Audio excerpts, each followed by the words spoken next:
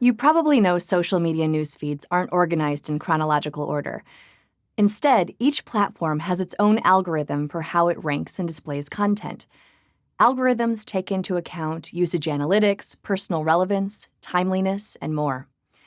Before going into specific platforms, I want to mention a few algorithm-boosting things about video in general.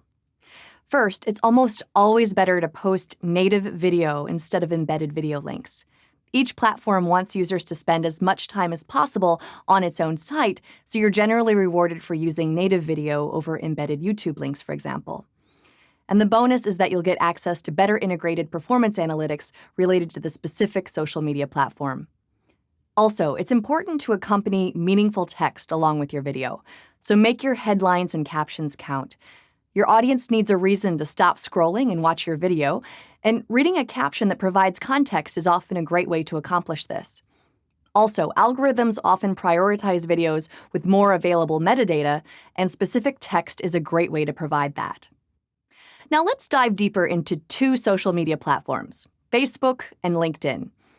The reason I only want to touch upon two is that each platform's algorithm changes all the time, and chances are by the time you're watching this, things may have changed again.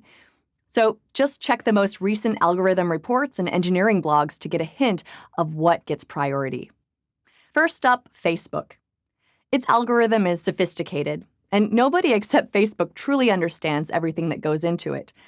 But one major hint they've released is that it prioritizes content that spark conversations and meaningful interactions between people. This includes things like likes, replies, comments, and shares. It especially means posts with lots of back and forth discussion. That said, Facebook deprioritizes content when you are blatantly asking your audience for likes and shares. That's where the meaningful interaction comes in. It's got to be organic and real, creating spaces for your audience to communicate. To naturally encourage this type of interaction, know your target audience and be a conversation starter. So post that thought-provoking text, like a question or quote within the video. And don't just focus on getting people to watch the video. Find ways to get them to interact and share with one another. Also, if you can go live, you can also take advantage of some higher engagement, with live videos having about 6 times the interaction as other videos. Facebook's algorithm goes beyond bumping high engagement posts to the top, though. It digs into each user's individualized formula of personal engagement statistics. It predicts what you want to see based on your past interactions. So the more you engage with certain people or brands, the more likely Facebook will show you their posts. All of that said, Facebook has declared that it will show less public content, including videos and other posts from publishers or businesses. So that may seem a little defeating in terms of brand marketing. But this just means that you should strive to get your existing followers to engage with your video content in terms of those meaningful interactions. Spur back and forth commenting and focus on interactive posts. Much of this is also why brands that associate with influencers often get big boosts. Influencers are real people who command huge social followings, so audiences are more able to spark those meaningful connections as they engage with the content. Let's also talk about LinkedIn's current algorithm. As you can see from this flowchart, it details a 4-step process for content distribution and amplification. This may be a lot to look at right now, but I'll briefly break this down. Step 1 is a content quality filter, and it just makes sure you aren't posting spam.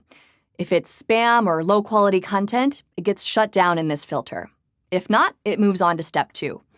In Step 2, the content moves on to an initial, smaller sample of users in your network, and the algorithm analyzes how people begin interacting with it. If this smaller audience likes, comments on, and shares it, then it's likely to make it through to the next filter. So it's really up to your network to engage with your post to keep it alive. For this reason, many people send their post to a core group of supporters to ask them for their social support. In Step 3, the algorithm looks beyond the content itself to decide if it should continue showing up. It analyzes various characteristics of you and your network to determine if it's worth keeping it around for further promotion. And in Step 4, actual humans enter into the process, which is a cool, unique aspect to LinkedIn's algorithm. LinkedIn editors are able to boost content to a wider audience if it's doing particularly well within its own network. And as long as it continues receiving high engagement, your content will often stay around. Recently, content rooted in personal storytelling seems to have been getting boosted quite a lot, which all comes back to creating that meaningful content that others will care about.